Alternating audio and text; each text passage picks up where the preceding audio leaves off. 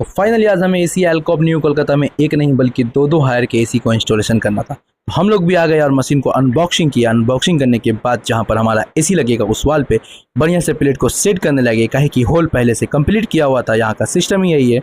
और दोनों मशीन का प्लेट वगैरह सेट करने के बाद चले गए आउटडोर की तरफ, जहाँ पर इतना अच्छा ऑप्शन दिया हुआ है कि एक बंदा खड़ा होकर बढ़िया से काम कर सकता है, कोई रिस्क नहीं, कोई टेंशन नहीं। तो हम लोग भी बढ़िया से ब्रैकेट को सेट किया और सेट करने के बाद इसका आउटडोर मशीन को भी बढ़िया से सेफ्टी के साथ एंगल में रख दिए।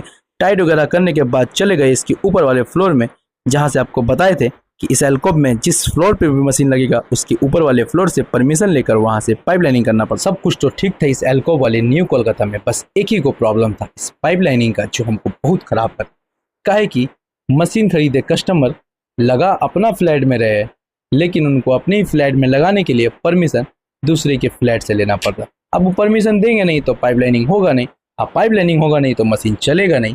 तो इसके लिए क्या करें, लेकिन इसके लिए कुछ ऑप्शन निकालना चाहिए था। खैर हम लोग भी अपना सारा काम कंप्लीट किए, बढ़िया से पाइप वगैरह सेट किए। थोड़ा लेट हो गया था, लेकिन सेट वगैरह करने के बाद चले गए इंडोर की तरफ, जहाँ पे इसका इंडोर को हैंग करके बढ़िया से पाइप वगैरह कनेक्ट करके एकदम कंप्लीट किए। रैपिंग वैपिंग करने के बाद और कंपनी वाला तो 10 फीट पाइप देता, तो 10 फीट कवर पाइप में पॉसिबल था नहीं, तो इसलिए पाइप लाके ब्रीजिंग किए। ब्रीजिंग वगैरह करने के बाद इसको 15 से 20 मिनट तक बढ़िया वाला वैक्यूम किया। बढ़िया से वैक्यूम करने के बाद इसका गैस वगैरह जैसे ही रिलीज किए और चले गए इंडोर की तरफ। 16 डिग्री टेम्परेचर में जैसे ही इसको स्टार्ट किए तो मशीन तो खूब बढ़िया ठंडा कर रहा था। और आपको दिखाते हैं कि पाइपलाइन कितना बढ़िया से एकदम टाइवेल से एकदम सी पोल में एकदम सटा के लेके गए थे, सेट करके आउटडोर में कनेक्ट कर दिए। तो उसके बाद सेम इसी तरह का प्रोसेस ये दूसरा वाला रूम का भी मशीन का था। इसको चालू करके देखे तो ठंडा ही भी गजब का कर रहा था। ठंडा में इसका कोई जवाब था नहीं, और पाइपलाइन भी पूरा एकदम सेम इसी की तरह सेट हुआ था। ऊपर वाले फ्लैट से आया था और आकर नीचे कनेक्ट हो चुका था एकदम। उसके बाद आपको दिखा रहे हैं